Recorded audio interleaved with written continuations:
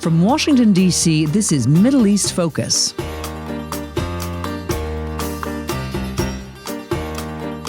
Welcome to another episode of Middle East Focus, the Middle East Institute's podcast on regional affairs and U.S. policy. I am Intissar Fakir, the director of the North Africa and Sahel program at the Middle East Institute. In today's episode, we are discussing the question of migration in North Africa and the Sahel from the perspective of EU engagement and policies. Migration debates everywhere are controversial and often quite politicized. In the region in question, North Africa and the Sahel, they concern local governments of countries of origin, countries of transit, and of destination.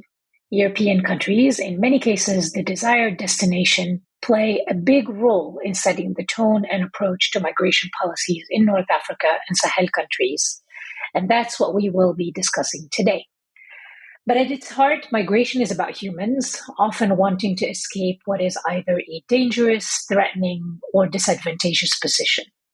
This is the image we often have of migration along the Mediterranean.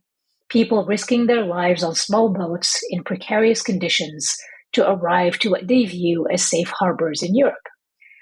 Thousands of people have lost their lives as the result of this effort. EU governments report feeling overwhelmed by the frequent arrivals of thousands of migrants. Their approach has been one focused on securitization, but the bulk of that security is exported to southern Rim countries like Morocco, Tunisia, and Libya. This has had various implications from the treatment of migrants in transit, the bilateral relationship between these countries and Europe, and of course, domestic implications for these countries, among other factors. And the result has not always been very successful, since that is often the result of local dynamics on the ground and not on EU policies. So today I invited Guillaume Soto-Mayor to discuss his latest paper that highlights some of the flaws in EU approach, particularly in terms of how the policy tends to reinforce criminal patterns and empower illicit and criminal networks in these areas. Guillaume is a non-resident fellow with the North Africa and Sahel program at the Middle East Institute, where he focuses on Sahel security, particularly in terms of criminal networks, religious dynamics, political dynamics in the Sahel, North Africa, and West Africa as well. So great to have you with us, Guillaume, and thank you for joining us. Thank you for having me, Intissar. Thank you for having me. So before we get to EU policies, I want to ask you about where things stand right now. We are talking once again about a spike in migration flows through Western Mediterranean routes. Some of that bump seems to be attributed to the security situation in the Sahel. Is that indeed the case from where you are sitting? It is a misconception. We estimate, that from the central Mediterranean route, the Tunisian corridor, there are over 150,000 people that arrived in Italy by sea using this route. And the top 10 most common nationalities of origin were, Guinea, Tunisia, Bangladesh, Egypt, Syria, and among those, approximately 10% were originating from the Sahel, per se, Burkina Faso and Mali.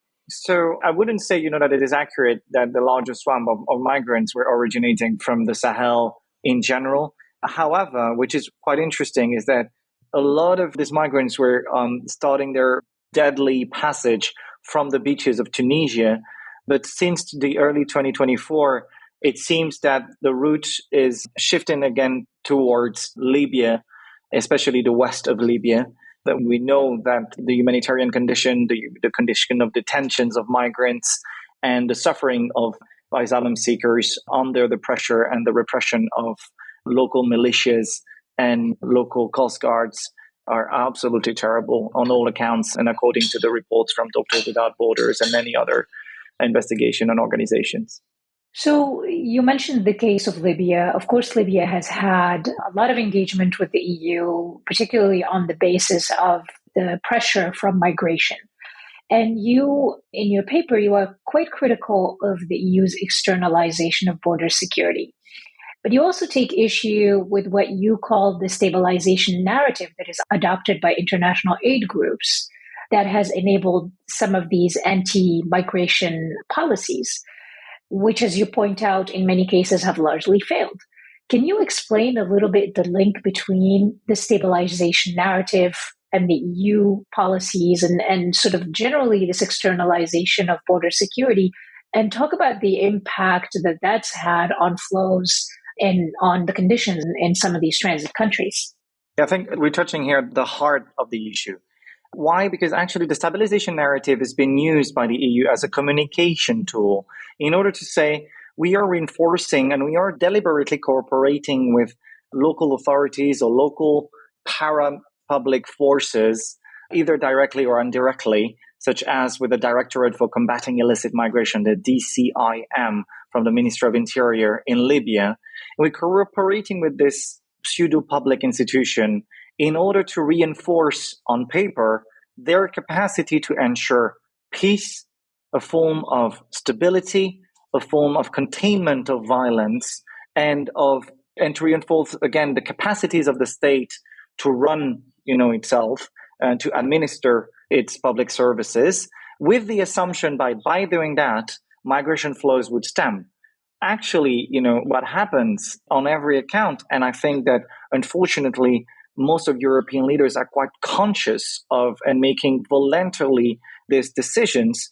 The European Union is, through its migration pact, through a direct memorandum of understanding, such as the one it has signed a couple of months ago with Tunisia, is directly financing and reinforcing the exact same institutions and people that are at the core of the reasons of why people migrate.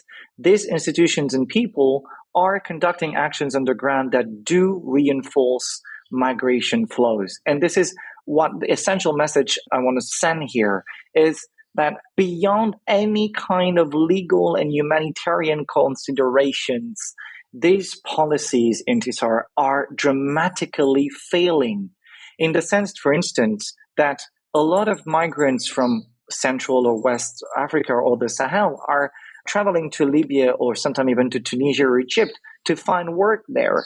But under the pressure, under the terrible condition of living that are imposed by the same people that the EU is supporting directly through money and technical means, these people are forced to migrate against their will to Europe in order to find another way to survive and to enhance their living conditions and the one of their families back home. So these policies under the stabilization narrative are completely counterproductive and creating criminality systematically. So that's exactly what I wanted to talk about next. I wanted to delve a little bit more on this. You give some very specific examples of criminal networks thriving on the back of these deals, the EU deals that you have mentioned with Tunisia, with Libya, with Niger. Give us some examples of your conversations, both with people that are involved in the sort of the transport, or to put it bluntly, the smuggling of migrants, and some of what you have come to understand about the migrants' experience in these countries. Because I think examples here are really important to actually understand how these policies play out on the ground. From the EU's perspective, they think, okay, there is no way that we can police, the waters. There is no way that we can essentially use our civilian forces for this. So we need some support. We need a buffer. But by supporting that buffer, they're essentially contributing to a very lucrative system. Absolutely. Whereby these criminal networks are making money on both fronts. They're making money off of Europe, and they're also making money migrants. off of vulnerable migrants. Exactly. So give some examples, a bit of that, because I think that would be really important to understand this point. And just to reinforce on your point, it is also the fact that we make the assumptions that some of the legal recognized legitimate partners that the European Union is choosing are not criminal themselves or involved into criminal practices themselves. If our interlocutors as Europeans are, again, as I just mentioned before, the DCIM, Directorate for Combating Illicit Migration in Libya, or in a country just south, the Rapid Special Forces, a paramilitary group in Sudan a couple of years ago, if those are our interlocutors to stem migration flows, and we know for a fact that these actors, such as the DCIM in Libya, is using local militias to conduct its operation and to operate illegal detention centers. One of this group, to give you a concrete example from direct testimonies I got from migrants and from criminal operators, is the Tarek bin Zayed TBZ armed group operating in the region of Tripoli. And according to different investigations from the Lighthouse reports and the Spiegel, notably, Frontex directly shared the location of migrant boats with Libyan coast guards and the Tarek bin Zayed militia over the course of last year.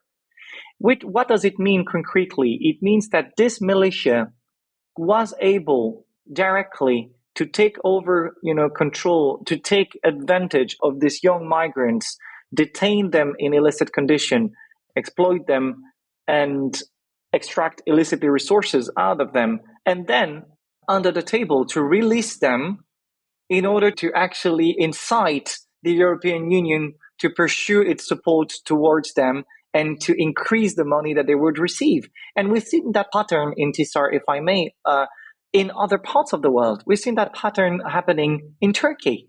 We're seeing that pattern happening in Lebanon. And we saw that pattern as well, again, in Sudan. And to come back to the first point that you mentioned, these criminal political actors gain money, as you rightfully said, on both fronts and became dramatically rich out of it, reinforced their position and the dramatic governance and the number of their exactions and criminal practices towards different communities. And we saw that some of these actors actually reinforced their political power thanks to these resources, such as the Rapid Special Forces in Sudan, who now are into a deadly civil war with the Sudanese government and the Sudanese army, conflict that is directly creating migration again.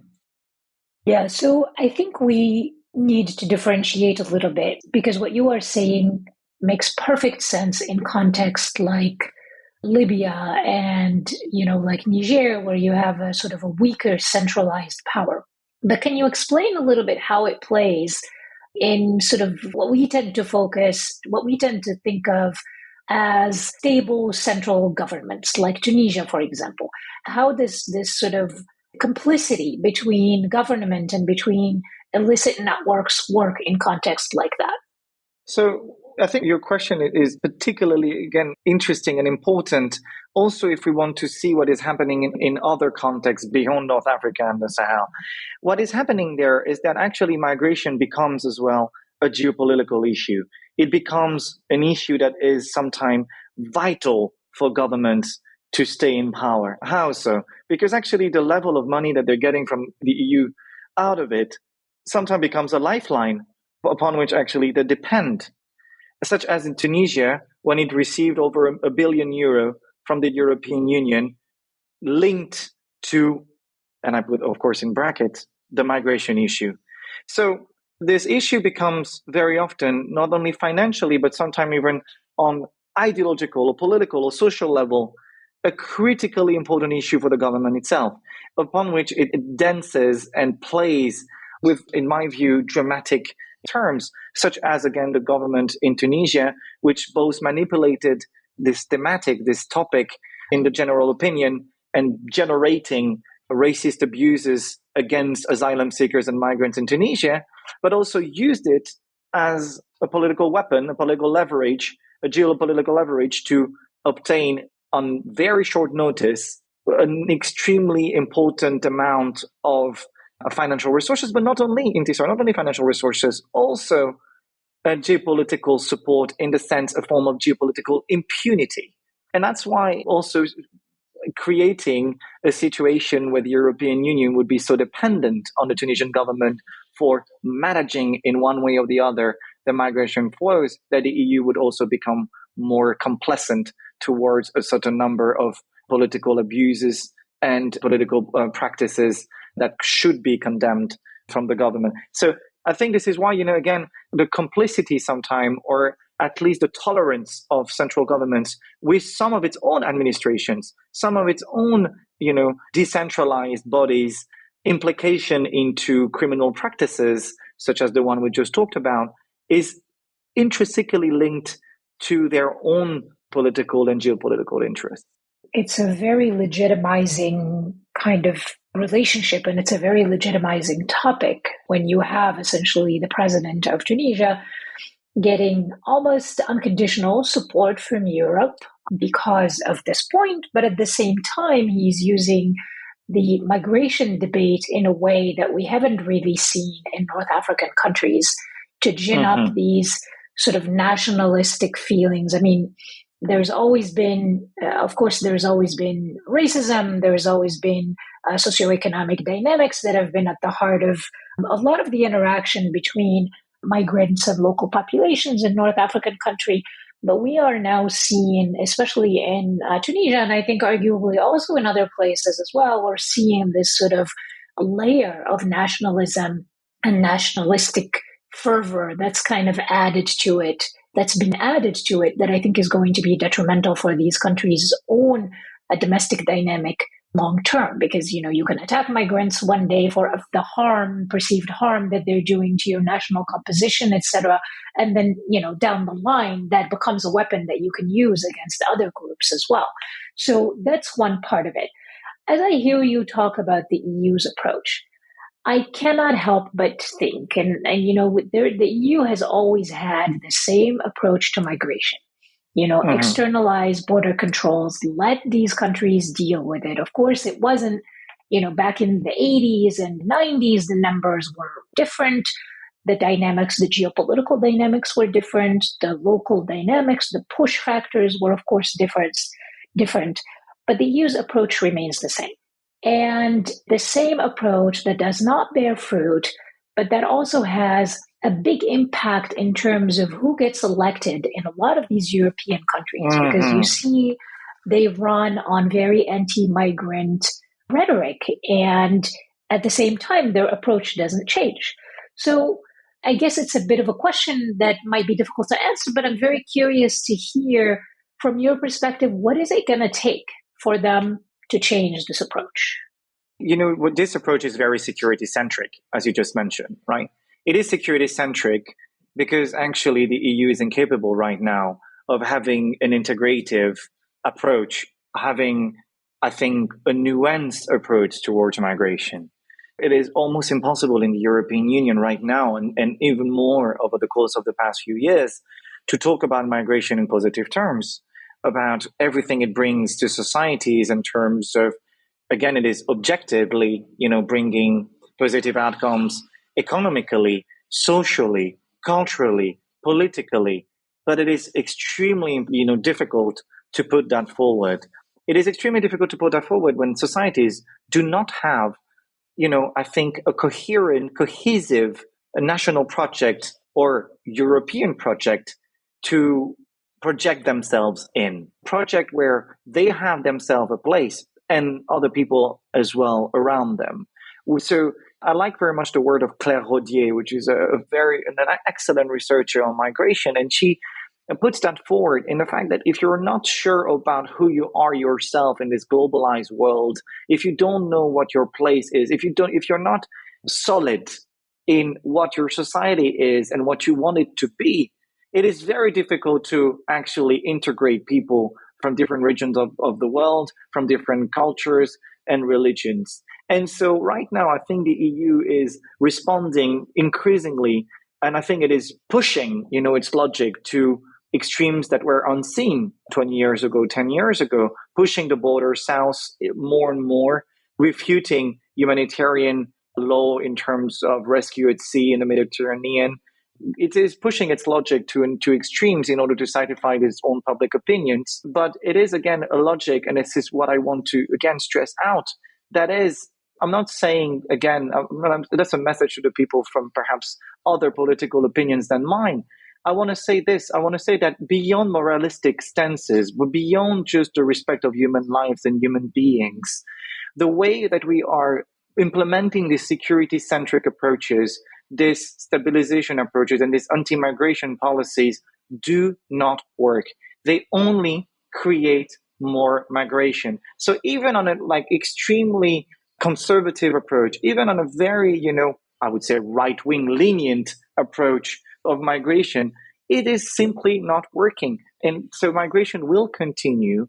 We know that from history. And so in that sense, I think that we must be extremely careful in showing that unless we are able to solve our own issues toward what Europeans we are in this world, what we want to be, and then to recognize with basic nuance and objectivity what migration has brought to our society and what it is currently bringing and could bring to the society, unless we are actually some honesty into that, I think that migration policies will remain as counterproductive as they are today.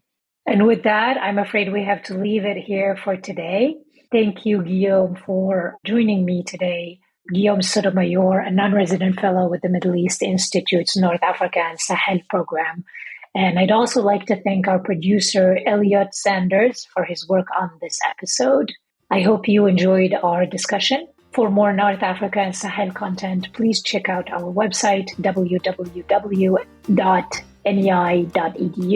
You can also follow MEI on Twitter, Instagram, Facebook, and YouTube. And be sure to subscribe to our email newsletter for the latest analysis and information about developments and upcoming events. Thank you very much for joining us today. This has been a presentation of the Middle East Institute. To support MEI's programs and podcasts, please donate at www.mei.edu. Thank you for your support.